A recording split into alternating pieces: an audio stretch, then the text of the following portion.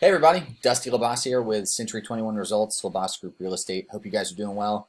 Wanted to make a quick little video. We're doing weekly updates and wanted to keep you guys posted on what's going on with the local market and the overall macro viewpoint of the metro Atlanta market as well, as far as the housing industry goes. Guys, if you don't know, I'm a realtor and I buy and sell homes regularly and help buy and sell homes for our clients on a regular basis, just in case you guys didn't know. If you're looking for expert and seasoned guidance on either side, we've got you covered. Anyway, wanted to run through this really quick. Guys, this is stuff that we go through on our sales meetings. This is stuff that our broker tells the sales agents, us, on a weekly basis, keeps us informed, and I can't think of a better format outside of face-to-face to kind of share this stuff with you guys, because chances are you're a homeowner or you are interested in becoming one, or you're looking to swap your residence or maybe shuffle some real estate ventures around. So without further ado, here we go. We're going to jump right into it. Guys, Forsyth Real Estate Corona Market Update. Active listings, 916. This is going back a month. And out of the 83, AUC is basically active under contract. That's what that means. 66 of those 83 under contract deals in the entire Forsyth County area were under $500,000, and 17 of them were over. So the vast majority of the price point is under 500. Guys, if you're at or above that price point and you're looking at a listing, you need to be tight with your pricing and your condition of the property. You can't, this isn't, over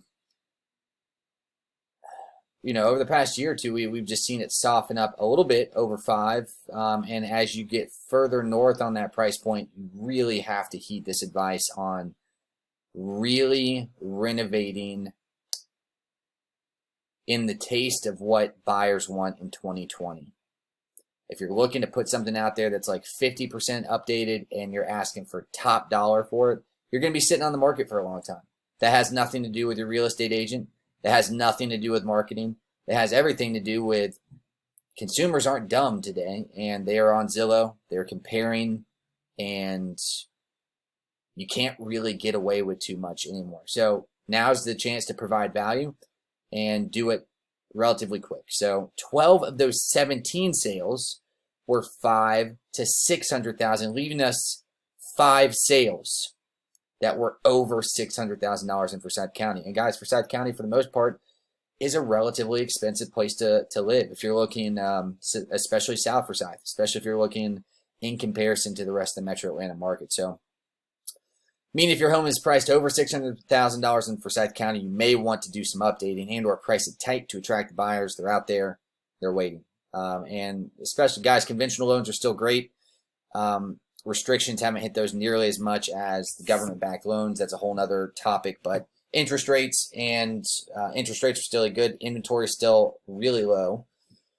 But again, as you start ascending the ladder on your price point, they're going to get, it's going to become more of a buyer's market for sure. So, listen to your agents. But again, there's only so much that we can do.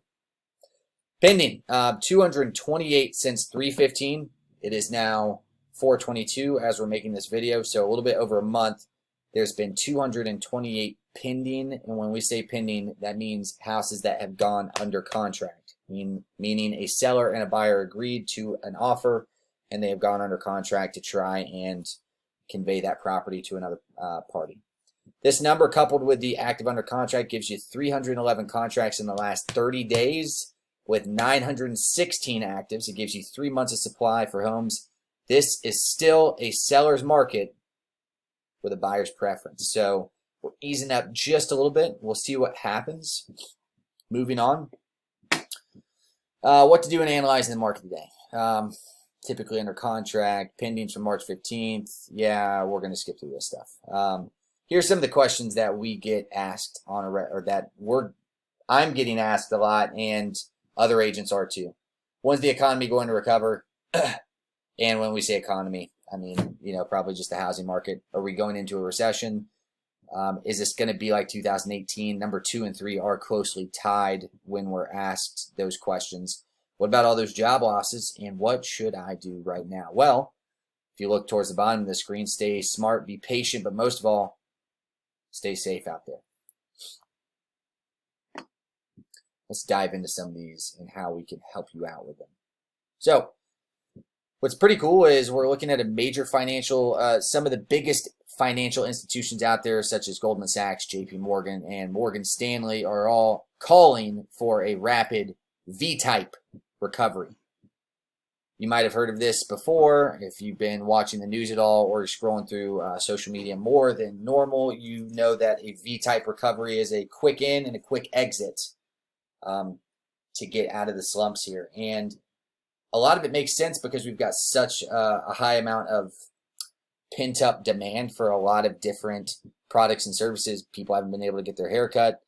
People haven't been able to go get manicures, massages, go to the gym, shop for toilet paper, whatever it is. That stuff is still going to be in demand, even more so now, and bouncing out of this. And we're looking at Friday being Kemp's first phase of opening back up the market in Georgia. Whether you agree with it, whether you don't, seems like it's happening, and here's what we are anticipating.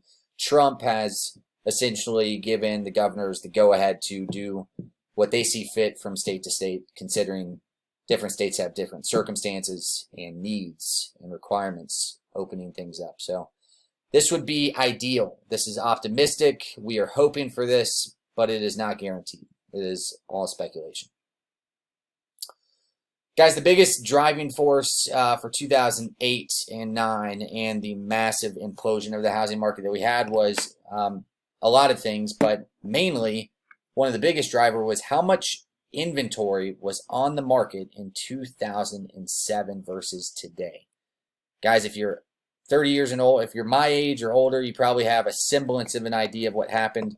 If you're in your 40s and above, you probably have some emotional scarring or baggage from 2008 and 9 because it left a lot of people in a really bad position, over-leveraged, foreclosures, short sales, loss of jobs, you name it, the whole bar. But the good news is that we are really, really low on inventory and have been for years. And it's only gotten, I mean, this has not changed anything. In fact, we're seeing a lot of listings that sellers that weren't really motivated jump out of the market because A, they're either afraid of people coming in and out of their houses, which makes sense, and B, they're afraid of getting less than what they were asking for going into it, afraid of what COVID-19 was going to be doing to some of their asking prices. We personally lost a handful of deals, hopefully to relist here sooner than later, but we'll see what happens.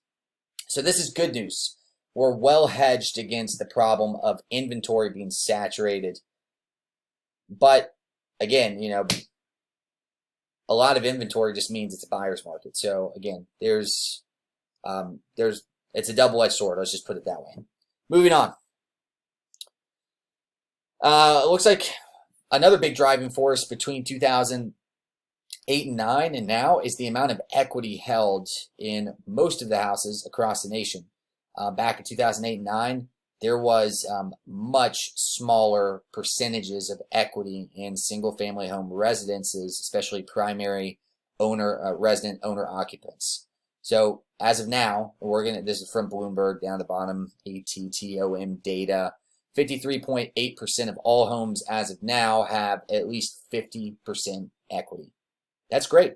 That's really good. That means that being able to have that equity is access to, hardships, emergency funds, being able to have some cushion between you and, situations that we don't want to find ourselves in, being homeless, or, maybe being able to borrow against the house.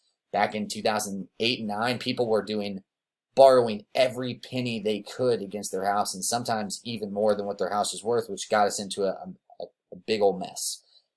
Right now, we've got 37% of all homes are owned free and clear. 27.6% of the mortgaged homes have at least 50% equity. So this is really good news, guys. We've got high amounts of equity, low inventory, low interest rates. We just have a pandemic that we're dealing with right now where You know, people are, I think if people are being really honest, I think the majority of people out there are afraid of, and this just from a real estate standpoint, are afraid of of the unknown, listing their house or jumping into it, and just making a big decision during times like these, because it's already a stressful process, and then you add this on top of it too. So, breakdown of the U.S. Bureau of Labor Statistics, April 3rd. Again, guys, this is 19 days old. 2020 unemployment report, and we're breaking down what the unemployment claims have been claimed through which industry. 59.5% of the pie going to food services and drinking places, so servers and bartenders. Guys, if you're a server or you're a bartender, our hearts go out to you. You guys got hit really hard, and guys, this isn't something that's going to go out of style or demand once this we return to some sort of semblance of normal. Hopefully we've got a V recovery out of this as well. They've got accommodation industry. Those are getting hit hard. Retail, temporary help, child daycare workers, healthcare, office workers, construction workers, and then the old 9.8 other percent up here too. This is us just keeping you informed and some of the other stuff that we got, guys. But really, more than anything else,